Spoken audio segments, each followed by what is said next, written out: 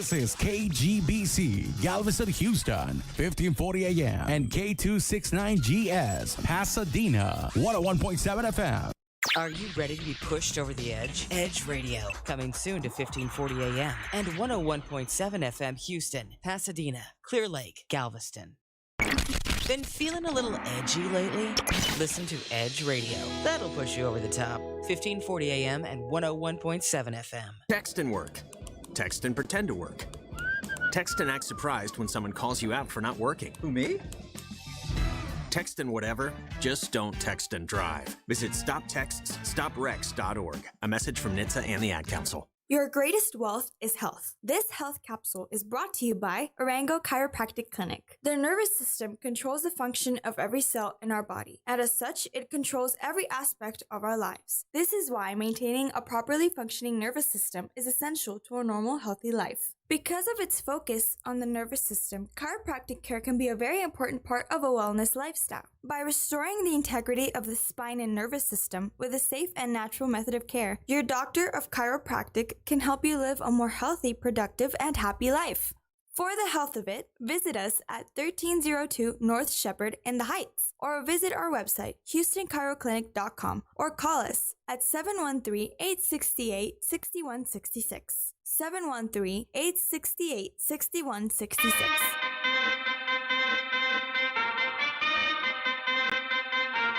Turn it up!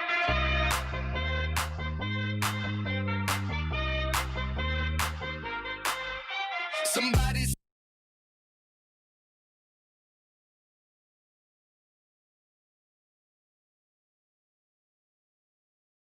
Hey, welcome to the Cutting Edge, guys. And I got a very special guest in the house, in the building today for this Talk on Tuesday. So I said Talk on Tuesday, Colin, my man Colin Davis, a great friend of mine, longtime friend of mine. Absolutely. My man from Florida, who migrated here a little while after I did, right? We connected again, and it's definitely been a huge part of my life, and I'm grateful for him and glad you could come in, bro, and share some times with me today. Colin is a VP of commercial relationship manager for Emirates Bank. That's correct. Right, my man, doing big things. You know what I'm saying? I haven't even talked to him in a minute. You know what I mean? He done got so big on me that I ain't even seen my dude in a minute, man. But it's so great, man. Whenever we talk, whenever we connect, it's like we never stop, right? So, absolutely. And man, so it's definitely a privilege and an honor to have you here today. Man, I appreciate you having me on, giving me the opportunity. You looking well? Man, I'm trying, man. I'm trying to get like you, all slim and trim.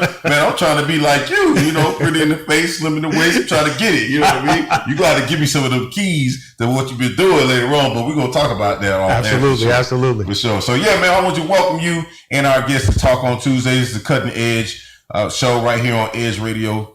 And we're right at 1540 AM 101.7 on your FM dial. Feel free to call in. You can reach us at 281-587-1540. That's 281-587-1540. You can call in and chime in. I want to talk to Colin a lot, man. I've got this theme is Talk on Tuesday. And I said Talk on Tuesday. Like I had the kids on a couple of weeks ago. Right. And they were like, no, Dad, this is not a thing. I was like, wait a minute, it's just a play on words. Talk on Tuesday. Right. Everybody out here saying Taco Tuesday. Right. I'm saying let's talk on Tuesday. You know what I mean? Makes sense to me. But they looked at me like I was crazy. I was like, I felt like I was onto something, Colin. You know what I mean? So, but it was really fun having the kids on and getting their perspective on everything, man. And which is one reason, I want to have you on, and especially given the industry that you work in, this banking financial industry right now. How long, let's tell me how long, let's tell the listeners how long you've been in the banking business. Well, when I first started in the banking business, Al, I had hair. Oh, okay. Well, so then I was like, wow, okay. I'm bald now. Right. So, I actually started in the banking industry in 1993 in my hometown, upstate New York, Buffalo, New York. Represent, stand up. Okay. I started at Citibank actually as a proof operator. So we actually, back that time, we used to proof checks manually instead of via machine. So I started in 1993 as a proof operator and then became a teller at a bank, worked on the retail side for about 5 or 6 years, and then was able to get on what we used to call the wholesale side, which is the business commercial side. And I've been doing that since about 1996, from, Buffalo, New York to Jacksonville to Tampa, Florida, and relocated here 2014 to Houston, Texas. So it's been an interesting and fun ride, and seen a lot of changes in the industry over the last 20 years. So, being in that industry, a lot of times with, kind of given the current state of what we're seeing, right. With this cultural pandemic that we're facing right now, this cultural crisis, right. In dealing with the, the injustice of African American community, Sure. right? The inequalities and things like that. Have you seen, I think a lot of times when we talk about systemic racism, have you seen, a lot of times people don't understand the different levels and where it actually exists. Like, right. for us, a lot of times the African American community, we're largely in part not involved in all of the elements of, from a financial standpoint, or right. or really ingrained or deeply in the different industries. So like financial industry, like I know at one time when I was a financial advisor, it was like less than 2% right. of the entire market were Black, right? Right. And so for us to be able to understand the depths of how far racism may run, have you seen, or talk a little bit about what you've seen as it relates to racism in the financial industry or the banking sector? Yeah, great question. Al, being in it for 25 years and coming from, again, Buffalo, New York, very diverse climate like Houston. You've seen shifts and change in the financial services industry. When I first started in most commercial banking groups, I was the only African American male that they had hired in 10 years. Wow. And the only one that was on my team, to now where I think, when I think about today in the financial services industry, when it comes to that word of diversity, which means, hiring people from different cultural, gender backgrounds, I think companies in our industry are doing a better job at the hiring practice. I think the area that they continue to fall short, though, is understanding some of the things that women, African American men, the things that we go through on an everyday basis. They hire us, they meet the tick mark quota. Okay, I hired a female woman in this role, but they don't understand, for example, when a woman is in a leadership role and she has a strong personality, is very pointed and direct and to the point, they label her a derogatory term. Okay. But if a white male is the same way, oh, he's such an assertive and aggressive leader. He speaks his mind and says his point. It's very different. So why is the definition different, right? For the same personality and the same delivery for the woman leader compared to the white male leader. Right. And I think that's some of the things that we continue to struggle with in the financial services industry, is not understanding you can't hire people just to check a tick mark. You have to understand some of the differences that we go through on an everyday basis, how we have to be careful with how we communicate and the words that we use, because someone may label me the angry Black male. Right. Where again, someone is labeled something more positive, where for me, it may be something negative. And that's something that I've struggled with, honestly, Al, my whole career. Where I'm from, we're direct.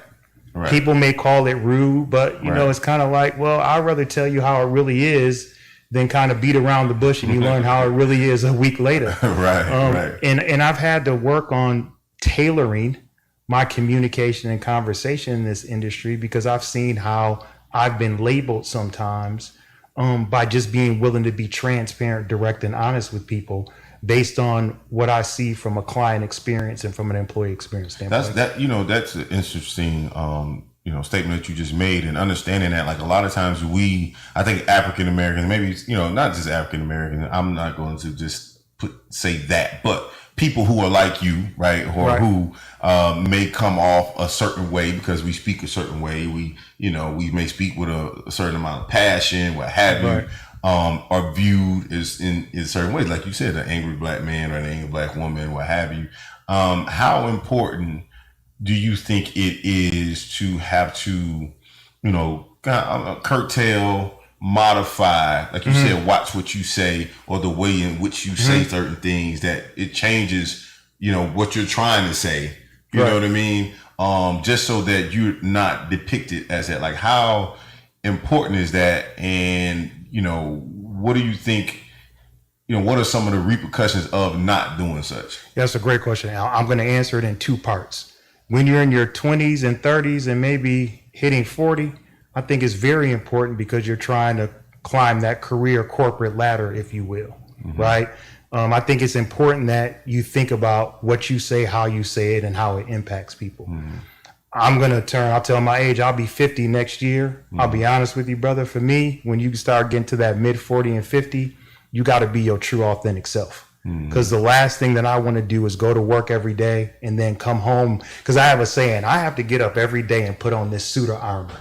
Not my suit that I wear to work. This suit of armor to for the bullets and the arrows that come at me every day just because of what I look like. Right. But what I don't want to do when I take off that armor, I don't want to have to look in the mirror and not recognize myself. So, when you're early in your career, I think you're willing, to sacrifice a little bit of who you may really be to get where you want to go. But once you're established and you get there, I think my mindset at least has changed, where I'm more willing to be my true authentic self, because you know what I realize?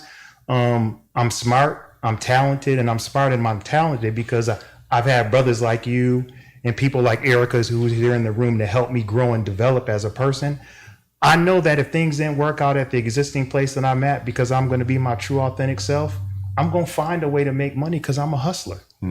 Right. So, really you talk about, when you're young, in essence, you really need to play the game. You got to play the game. You got to play the game. When I came from Buffalo, New York, I had hair, I had twists. The first thing the bank asked me to do, South Trust Bank at that time asked me to do, would I mind cutting my hair? And I have to be honest with you, the difference between what they were paying me in Citibank was double. So I went straight to the barber. It's not a problem. It's not a problem. Right. Where now I think about that being, at that time being 27 years old to being 49, if I had to go back, I don't know if I would make that same decision knowing what I know now. Man, that's interesting, man. Yeah. Because man, I've had that same experience. Yeah. When I started a company in Montreal, I was in Canada playing football. Yep. And I had a teammate of mine. He was bald, clean face, clean everything. But right now, I was young. It was like my first or second year as a pro. And at the time, I had a little twist as well. Like I had a twist in my hair, and I had the beard. Because I've always got hair on my face. Or, I didn't have a thick beard, but I had a little line or whatever. But I had the twist, right? And we would go to these meetings with these businesses or whatever, dressed in suits and the whole nine. And the whole purpose of our meeting was because of what I had created, or my idea, or what we were doing because of me. Right. But when we were sitting in this meeting, sitting across the table, like, I realized that these people, they never looked at me. Yep. They always looked at him. Like every time they were talking, they were looking at him. I'm like, why? We're here because of me.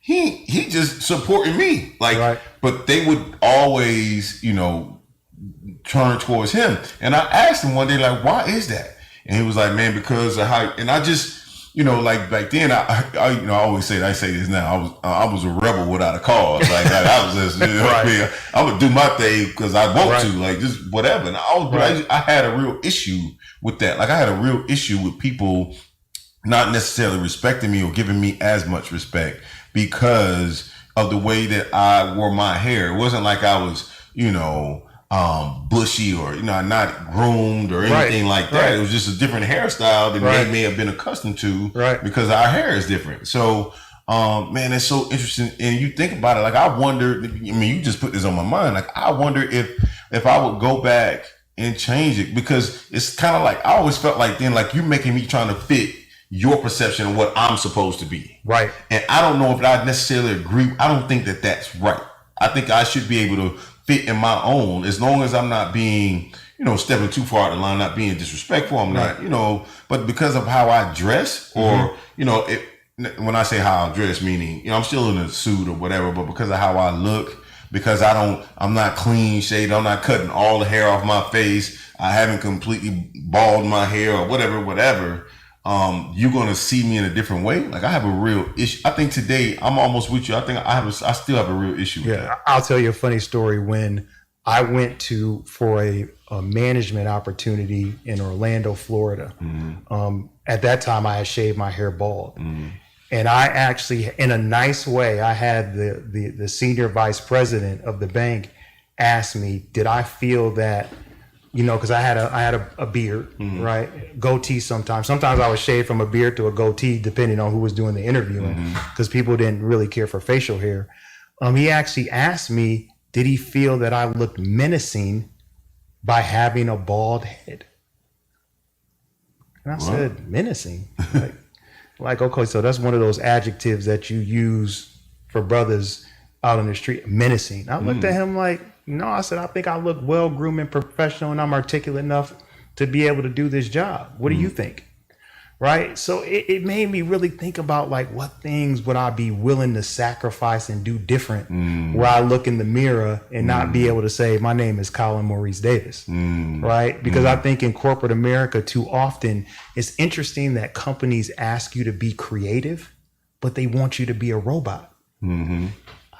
Counterintuitive. How can you be creative and be a robot? That's interesting. I've never been able to understand that, and that was one of the biggest reasons why I left the previous organization that I was with. Great company, great organization, but I felt as if they wanted me to be creative and be a free thinker, but they wanted me to be a robot and control me. And I'm like, well, it's difficult to do both. You can't have both. Do you want to put the paper in my mouth and then I spit out the answer because you tell me the answer of the paper? Or do you want to hand me the paper and ask me to come up with a different solution than what you have? Right. So, I think that's the struggle that, a number of people of different genders and ethnicities deal with, but I can only speak about how I deal with it as a Black or African American male in this industry. It's been good to me. It's provided a good lifestyle for my family. But I'll be honest with you, Al, as I get older, the mental toll that it takes on you mentally and emotionally to get up every day and put on that armor, man, it's taxing. There's days that I've gone home and just cried and I was like, I don't know why I'm emotional today. And it's because I didn't want to pick up that armor the next day and put it on because it gets heavy. So it's a real question, man, and it's a real. I think that's a real discussion that a lot of people don't talk about a lot. How much of yourself are you willing to give up, for your career? Right. That's a real sacrifice. Real sacrifice. That's a real sacrifice right there. Like, that's not one that I think that you can easily just shun lightly and just say, okay, I'm willing to sacrifice that. No, like. Because that has to deal with your like you said, you're just eating at your core, it's eating at your soul, right? Your whole spirit, and it has an impact that some may never understand. Right. And then what are we showing our children? I have 3 beautiful children. I think about every day, what am I showing them by sacrificing who I really am just to pay the bills, to take care of them? Maybe I need to be showing them something different or more. So that's why I always have this debate with people and about my children that, I think it's important to go to college. I went to college, went to graduate and undergraduate school, but I even think now, Al, would I maybe do that different? Because I have so many friends who didn't go to college, who just went to high school, and they're multimillionaires, business owners who said, what, absolutely. I'm going to take that investment that I would take in college and put it in myself and my business and grow from there. And no one ever says to them, oh, you just a high school grad. They say, no, you're a successful business owner and you did this and built this company and you only went to high school? Oh yeah. Right? So I sometimes, talk to my daughters about, she says she wants to be an engineer. And I said, that's great, but you want to own your own engineering company. Right. Absolutely. No, that's facts. Because I talk to my son who's going to college now. I say the same thing. It's the exact same thing because that's so important to train them in that way. And to your point, I don't know about, I play football, so I would go back to college. Right. But you're absolutely right in terms of today. I think it's even less necessary, to be honest with you, in my view. Like it's not as needed as it was kind of like, when we were coming up, right? It may have been a little bit more important to do, but now I'm not saying it's not important to do, but I think you could be equal, like you said, equally as successful if you don't go to college. Yeah, Al, because me and Erica, we often have this conversation in this debate about college, and I guess the thing that I think about is that I think the thing that I see with the educational system, especially higher education, is we send kids to school to be generalists. Mm-hmm. And then we graduate all these kids who are generalists with no specialty. And then they have $60,000, $80,000 in student debt. Mm-hmm. And you got a generalist degree. So you might get a job that has a generalist income. Mm-hmm. Where I'm a believer, if we start focusing more on technical schools, trade schools, welders, carpenters, people, think about during the pandemic, people who know how to utilize their hands are probably the people who are going to be able to maintain jobs and incomes because they have their skilled labor. Right. So I think sometimes we down the blue collar skilled labor, where you got a guy who's a welder who makes 110 grand and a guy who's a banker who makes 110 grand. You know what the difference is, Al? The banker's got $70,000 in student loan debt. The welder doesn't. Mm-hmm. Yeah, so he really got 110. So he really got $110,000, right? So I think sometimes don't get it twisted. I think college and higher education is important, but I think we need to start talking to our kids about ownership. Absolutely. What we've talked about, not paychecks, profits. Absolutely. Because there's a difference between paychecks and profits. Absolutely. And I'm earning profits with the hopes that I can I'm earning a paycheck, with the hopes that I can create a profit mentality for my children. Because that's about ownership. Right. Because, you got to set the proper model, right? Like you got to set that model for the kids. And I think, that's one of the things that, I know that you and I have had many discussions around business and creating businesses, supporting one another's businesses and just all of that. So to me, what we're doing is that. So we're setting that model. We're helping mold their mind or their sight or their vision on those things, because we're not just talking about this, we're actually doing it. Absolutely. We're actually showing them that, hey, I'm not only telling you need to think like a owner. Like, I always tell my son and my daughter, when as it relates to football, like, I said, man, you always hear about how much the money the player signed that contract for, this and that, and it's great. I said, man, that's great for that person and all of that. But I said, do you think, I was asking, do you think the owner of the team is going to pay him more than he's making? Absolutely not. So imagine if they could get his due $80 million over 5 years or whatever, how much is he bringing home?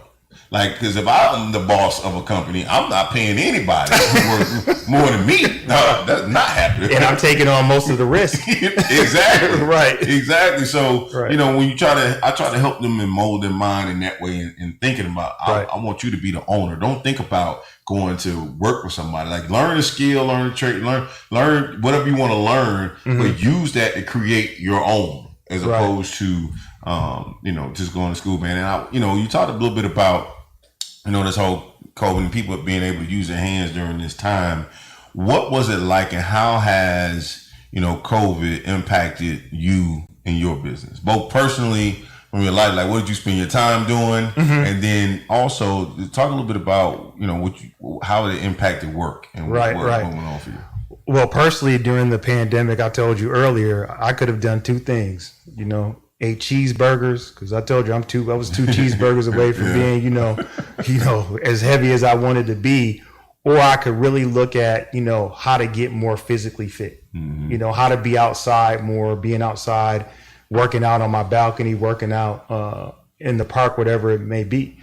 So my girlfriend, Erica, and I, we decided, we wanted to change our eating habits and our health lifestyle for the benefit of ourselves and our children, right? So we could show them how to do things. So when they get older, they don't have to worry about pre-existing conditions that impact you maybe more during a pandemic than any other time. So personally, I spend a lot more time focusing on my physical health, which I think coincides with your mental and emotional health. Watched a lot of Netflix and Prime videos and Hulu. I don't think there's anything else I can watch. I know Erica watches a new TV series every single week. And Colin, can you get into this? And I'm like, no, I want to watch that, honey. So personally, but professionally, it's been interesting, Al, because I can sit there and say I've been impacted in terms of, I'm a commercial relationship manager. So I'm judged by the bank. I'm judged on my ability to produce loan products for them, for the bank, depository products, so on and so forth. For my clients, they expect me to be a value-added resource that brings more to the table than what my bank requires of me. Right. That means helping them with things unrelated to the banking world. So when it comes to the production aspect, it's been tough, because obviously loans that I had in the pipeline pre-pandemic that were going to close did not close when the pandemic happened. However, being able to work with the CARES Act and the PPP loans to provide business owners with additional access to capital and support to help them keep their doors open, not lay off employees, things of that nature. I'll be honest with you, it's probably been the most fulfilling 3 months in my banking career in a long time, if not ever. Because there's nothing better than a business owner writing a letter to your boss saying how you helped them through this time impacted their business, their family, their employees, and their employees' families as well. So that's why I do the job. I don't do this job because I'm going to get wealthy at it, because I'm not at a level to have a golden parachute, right? I do it first because I understand how it impacts the community that I live in. And I believe that we all have to be stewards for the community that we live in and help and support people, because that's just how I was raised. And I just feel that's the right thing to do. And that doesn't matter if I work at Amerant Bank or any other bank that I've worked at. That's Colin Davis's value proposition. Right. So that goes with me wherever I go. That's not specific to any company. I believe what I'm able to do impacts the community. It impacts business owners, their families, and their families, the employees' families. And then if I can impact my community, then that means, unlike me, I had to leave Buffalo, New York to find better employment. It's the Rust Belt. There wasn't any more jobs. So if I can impact business owners here that provide jobs, then maybe that means my children can stay here and work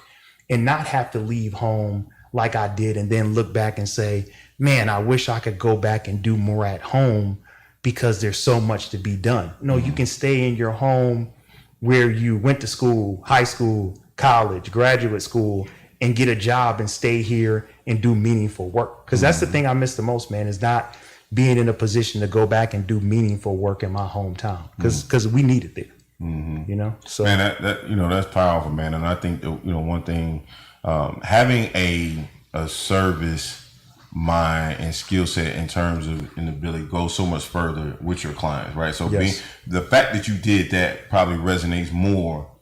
It will resonate more with them and stay with them longer than you giving them a loan or giving them one of them products. They're gonna, that's gonna go with them for a long time, and also maybe even help bring you business. Not to say that you did it to get more business, right? But you did it because that's where your heart is, and that's gonna help you more in the end than anything. Like, I think a lot of people don't even understand how sometimes making those strides and being like that with a potential customer or client, what have you, how much it lends to them, and that thoughtfulness of being able to take care of those customers, just be able to take care of that client and handling them that way goes so much more further than that one transaction that you're going to have with them will ever do. Right. Yeah. And that's just about understanding that you do it to support and help the clients, and then that benefits you and your family on the back end. Yeah, absolutely. Absolutely. Well, I'm sitting here with my main man, Mr. Colin Davis, man. So glad to be here with you today on Talk on Tuesday. We're going to take a quick break. We'll be right back on the Edge Network. You're listening to the Cutting Edge.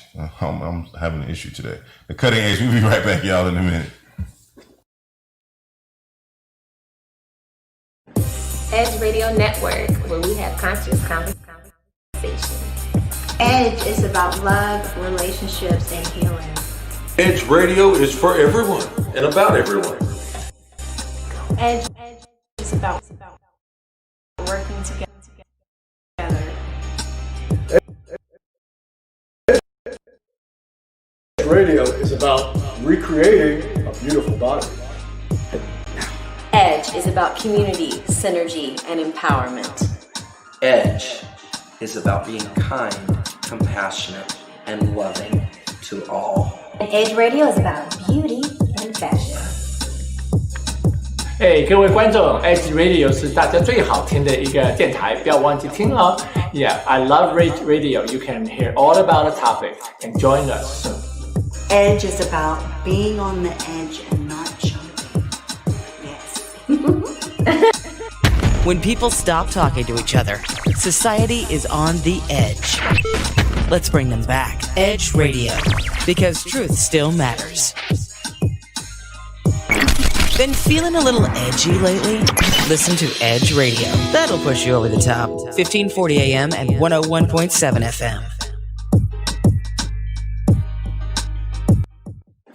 Edge Radio Network, where we have conscious conversation. Edge is about love, relationships, and healing.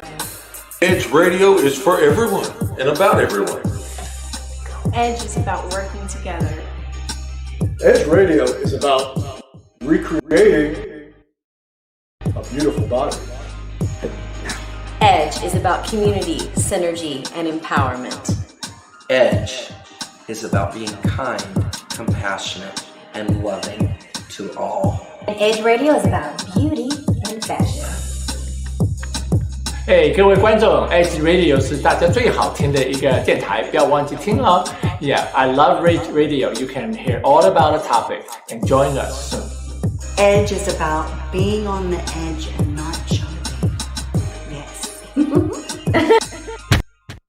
When people stop talking to each other, society is on the Edge Radio Network, where we have conscious conversation. Edge is about love, relationships, and healing. Edge Radio is for everyone and about everyone. Edge is about working together. Edge Radio is about recreating a beautiful body. Edge is about community, synergy, and empowerment. Edge is about being kind, compassionate, and loving to all. Edge Radio is about beauty and fashion. 各位观众 ，Edge Radio 是大家最好听的一个电台，不要忘记听哦。Yeah, I love Edge Radio. You can hear all about the topic and join us soon. Edge is about being on the edge and not jumping. Yes. When people stop talking to each other, society is on the edge. Let's bring them back. Edge Radio, because truth still matters. Been feeling a little edgy lately? Listen to Edge Radio. That'll push you over the top. 1540 AM and 101. Edge Radio Network, where we have conscious conversation. Edge is about love, relationships, and healing. Edge Radio is for everyone and about everyone. Edge is about working together. Edge Radio is about recreating a beautiful body. Edge is about community, synergy, and empowerment. Edge is about being kind, compassionate, and loving to all. Edge Radio is about beauty and fashion. 各位观众 ，Edge Radio 是大家最好听的一个电台，不要忘记听哦。Yeah, I love Edge Radio. You can hear all about the topic and join us soon. Edge is about being on the edge and not jumping. Yes. When people stop talking to each other, society is on the edge. Let's bring them back. Edge Radio, because truth still matters. Been feeling a little edgy lately? Listen to Edge Radio. That'll push you over the top. 1540 AM and 101.7 FM.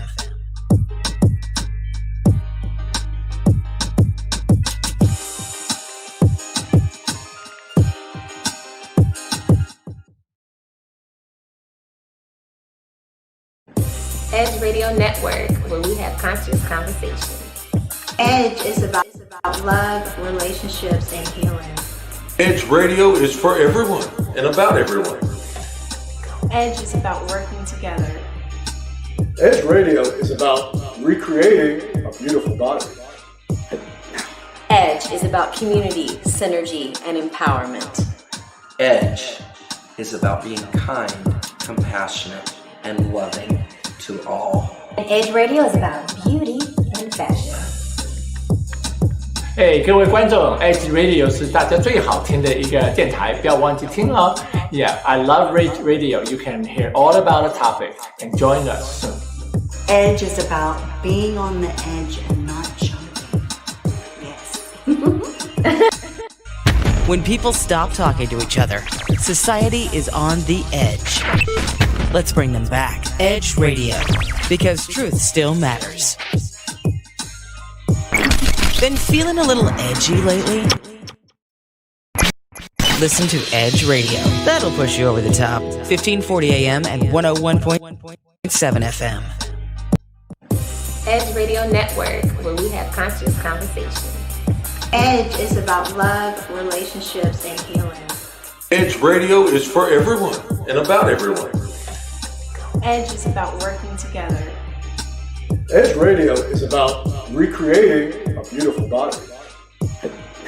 EDGE is about community, synergy, and empowerment. EDGE is about being kind, compassionate, and loving to all. EDGE Radio is about beauty and fashion. 各位观众 ，Edge Radio 是大家最好听的一个电台，不要忘记听哦。Yeah, I love Edge Radio. You can hear all about the topic and join us soon. EDGE is about being on the edge and not jumping. Yes. When people stop talking to each other, society is on the edge. Let's bring them back. Edge Radio, because truth still matters.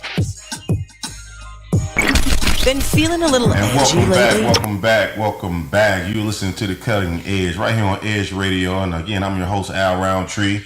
And I'm sitting here with my man, Colin Davis. And we're just chatting up about a few things, guys, and really enjoying this conversation with you, Colin, man. And, I want to thank all of our listeners who are checking us out on 1540 AM and 101.7 on your FM dial. And those who are watching us on Facebook, streaming live as well, and also online at edgeradionetwork.com. So definitely glad for all of our listeners and grateful for you being here, man. And so good to see you again. I mean, it's been so long that I hadn't seen you, man. A lot has happened, right?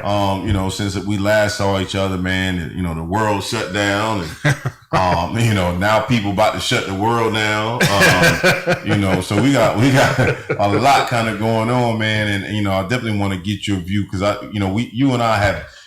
What I appreciate about you, Colin, is that you and I have conversations beyond what I would call surface level amongst friends. Like we really talk about some of the things that's happening in the world, things that are happening in our lives personally, things that are happening from a business perspective. Like I think that we cover everything. Like, everything. Sometimes when you have friends, you maybe only talk about certain subjects with those friends or whatever. But you and I definitely would say that you and I, there are no limits to our conversations that we've had, even if we're talking about Thanksgiving and the turkey that you love so much. Man, I love that turkey. That turkey that you love. So we definitely got to get back to that again. So we're gonna definitely have a turkey on the menu for you this year, man. So we can get that out, man. But I want to talk to you a little bit about we talked about your business and your time in the financial industry and the financial sector. But I wanted to talk to you on the customer side. We're seeing all this. We're talking about racism and things like that we've seen. Have you seen, or what examples of racism are there on the financial side of things? Because a lot of times we as African Americans, we don't know about those things as much because we don't see them. Right, because now there might be some other folks, a lot of folks who are more in tune with the pulse of the financial industry and all of that stuff. But I think a lot of us, the average African American, probably doesn't. I'm gonna lie, because I don't know. Right, I don't know when I hear about systemic racism or the inequalities that exist for us when it comes to getting loans or when it comes to, financial opportunities, what have you, in the industry. So what are some of those areas where there may be, or not gonna say there may be, where there are some inequalities for the African American community? That's a great question, Al. If I had to think about in my career and look over it, I think I can name a couple things. When I often think about, Black African Americans who start businesses and industries, there's always a label that we start certain industries: barbershop, beauty salon, daycare, childcare, right? So I think sometimes it's the stigmatism of, can you start any other industries than what we always see people doing who are Black or who are African American? Can you start a construction company? Can you start a waste management company? Can you start an attorney firm? But it's been different for me, because when I think about Buffalo, New York, I never really seen very many Hispanic Black owned businesses. When I went to Florida, I seen a few more. But when I came to Houston, it was like, wow. Black business owners, Hispanic business owners, people of diversity. I'm not a big fan of the word minority, because I'll never call myself that. That's just me.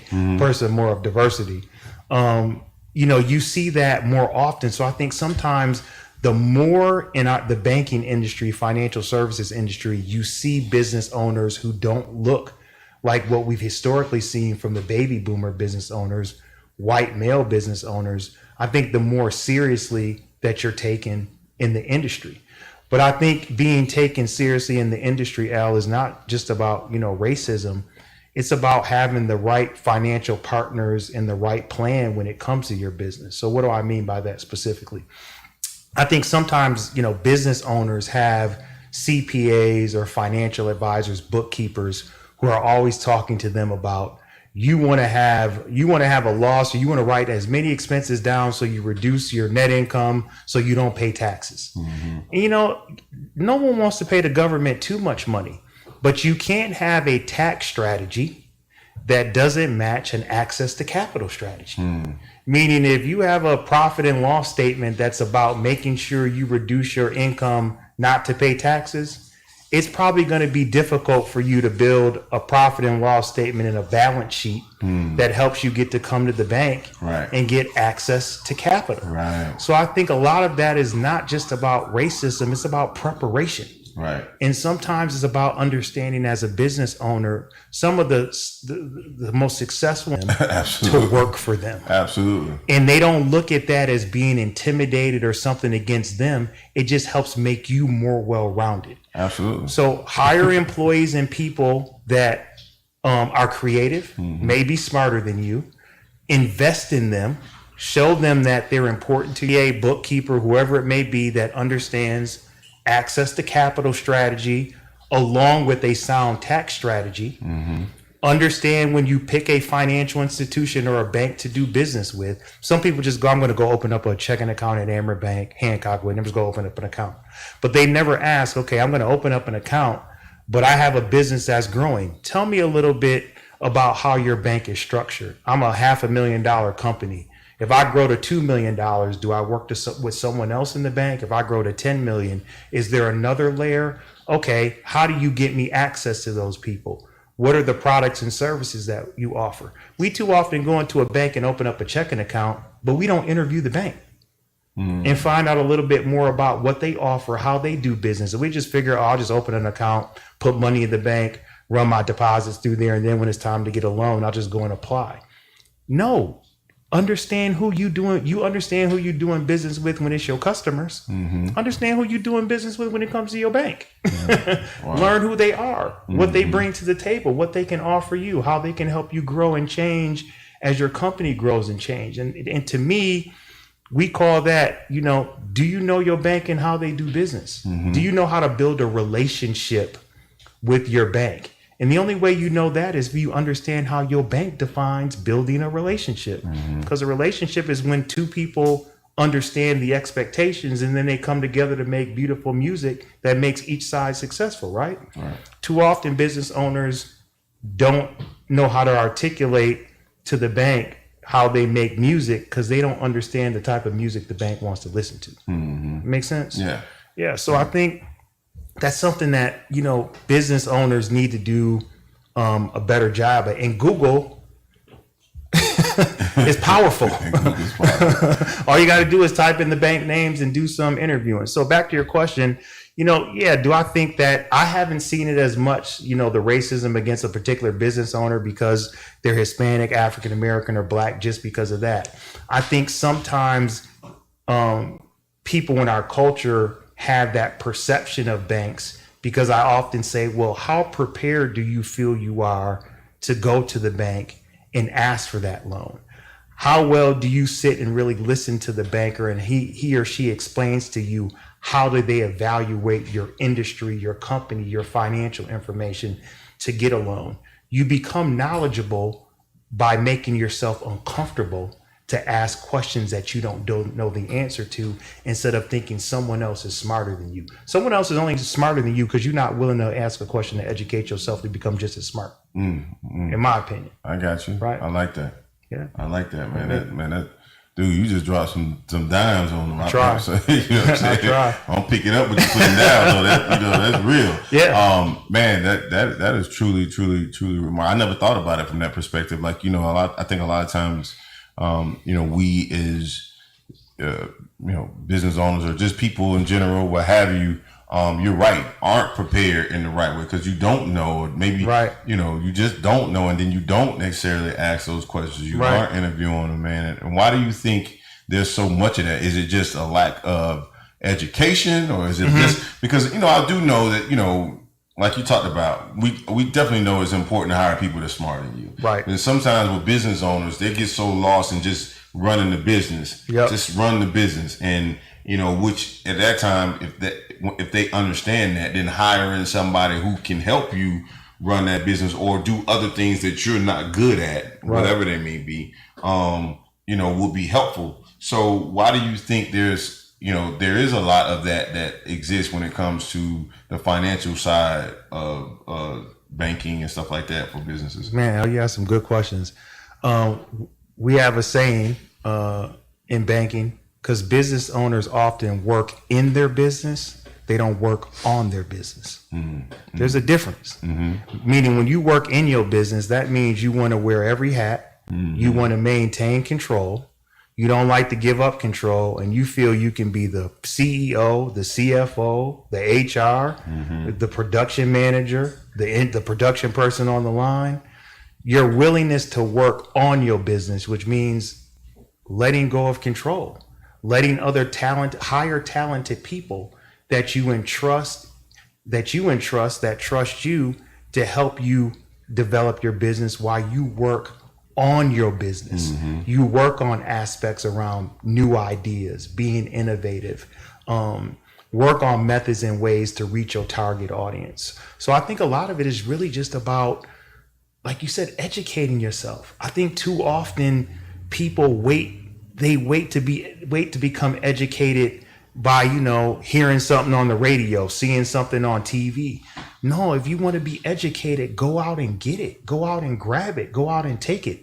The internet and the computer can give you so much knowledge and education because all you got to do is Google something, go to different reference articles, and then find other source points for yourselves. So I think a lot of it is about knowledge, education, but the willingness to generate and gain that knowledge and educate yourself and do it on your own. A lot of things in my banking career, I not only learned from other people, but when I learned something that they taught me, I said, well, there's got to be somebody else out there who does it different. Right. So let me go out here and educate myself to multiple ways to do things. And then you take a combination of this and that and what I know how to do, and you make a beautiful gumbo for yourself. Right? Because that's what it's about. I'm talented and successful not because of what I've done, but because my willingness to watch and learn from other people and ask them questions and things of that nature. You know, Erica, I always reference Erica because we have these great conversations about a lot of things, but she always thinks that she learns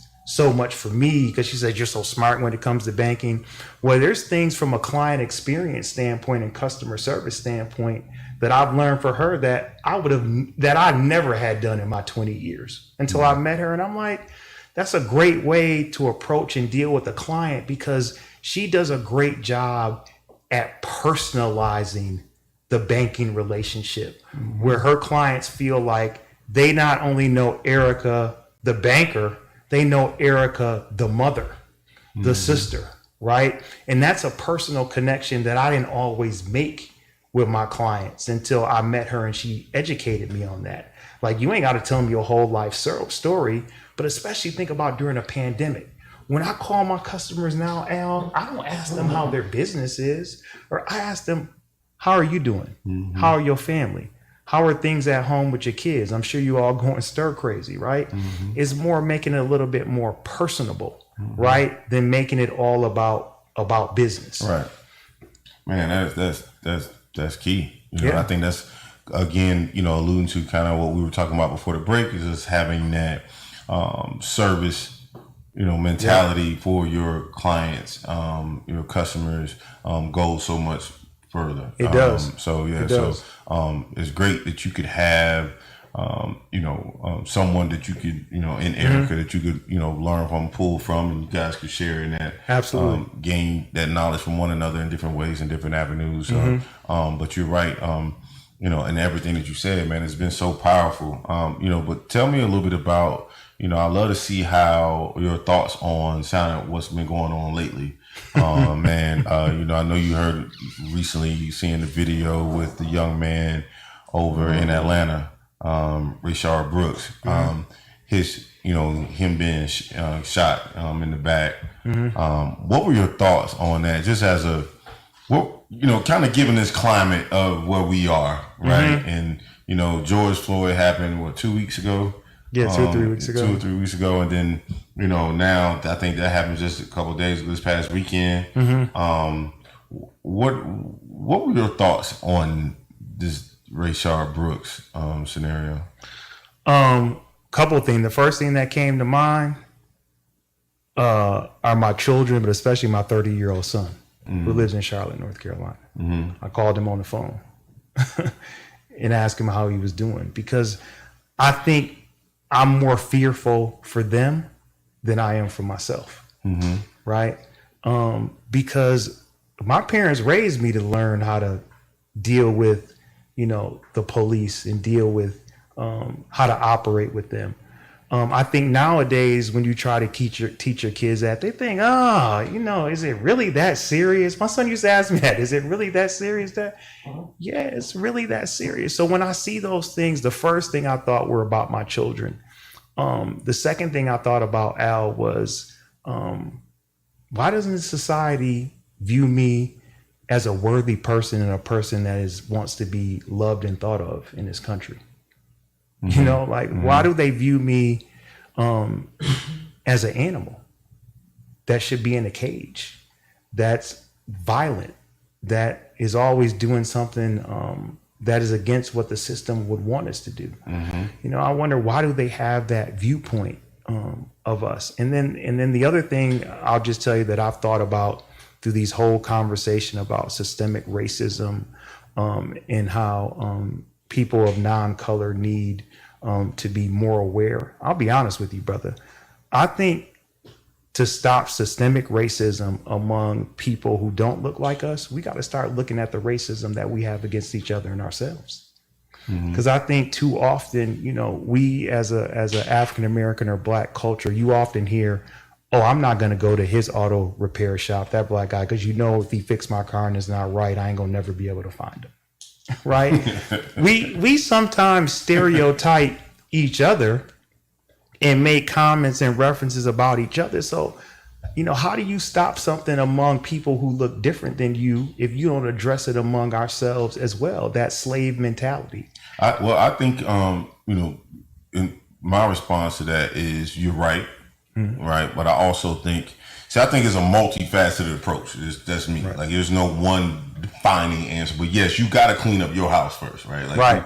You got to clean up your house, but you also got to address the folks absolutely, outside. Right? Absolutely, so absolutely. You got to do both at the same time.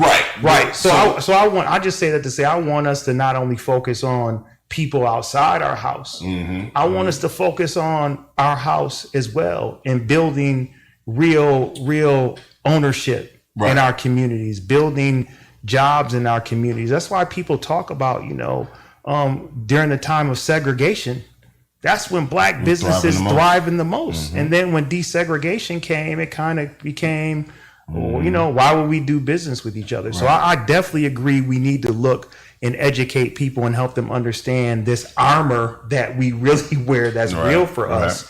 But I also think we need to start asking ourselves questions about, sometimes I feel I got to wear an armor with my own people as well. No, you're absolutely right. So you definitely right. And there's a lot of things, especially when you talk about businesses in the black community, how we view those experiences and stuff. And there was a video going out, and I don't know the gentleman's name who posted it, who talks about this plan of, dealing with this whole thing and keeping the African-American dollar in the African-American community. And one way to do that is supporting our businesses. And not to say if you go and have a bad business experience at a particular business, just like you would in some other ones, just don't go to that particular one. That doesn't mean there's not another one that you can't go to. But just don't go to that one or whatever. And find another, restaurant or whatever the business is. It doesn't, and so I think you're right. You're absolutely right. We do have to address that. And we do have to address that on both sides of the fence, to me. When you talk about, not supporting the business, but I think we also got to help that business. So what I mean is, so people who have the skill set to go in and educate or train that particular business on customer service, on marketing, on, how they're handling whatever, so that they can keep their customer retention. They can increase their customer retention. I think it has to happen on both sides, But I do think, just as a consumer, I understand, going in and having a bad experience, but you don't necessarily have to not support that particular black business. There is another one that you could go to as well. And then the last thing, Al, I thought about what can I do to make an impact? So I've been thinking a lot more about, getting out of the corporate world and starting my own business to be able to try to hire people, whether it's people who may have, a background friendly company. For those people who've been incarcerated, who've come out, who've changed their lives around, rehabilitation, if that's the word you want to use, right? Have paid their debt to society, want a better life for themselves, but nobody would give them an opportunity. So I've thought about, stepping out on my own and potentially creating my own business enterprise to focus on hiring those people who feel disenfranchised, people who don't feel like no one wants to give them an opportunity to do and be better, and they are hungry and they want to do better. Because, obviously I can go and talk to business owners and spit knowledge about the banking industry and all that stuff, but I don't know how sustainable that's going to be to impact people over time. But I know maybe stepping out and starting my own business where I'm going to hire people and give them an opportunity at having employment where they're respected, where they're appreciated, and so on and so forth. I think that's something that I'm seriously thinking about, because I think that could be a way that I create change. Man, that's awesome, man. Listen, I'm here for the ride. Absolutely. You do, and definitely always willing to support and be a part of anything that you're doing. I appreciate that. I definitely want to be here, man. And so, for our listeners out there, let's tell them real quick, where can they find you? Where can they look you up, reach out to you, reach out to you for business that they need your services or products? Where can they find you? Oh, absolutely. Colin Davis, COLIN-DAVIS, office number 713-331-4313. You can also find me on LinkedIn as well. Colin Davis, you'll see that picture with the nice white tie I have on. People always identify me with the white tie that I have on. And you can also email me at Amerant Bank. My first initial C, last name Davis, DAVIS, at Amerant, AMERANT Bank.com. Doesn't matter what your business, what your industry is. If you've never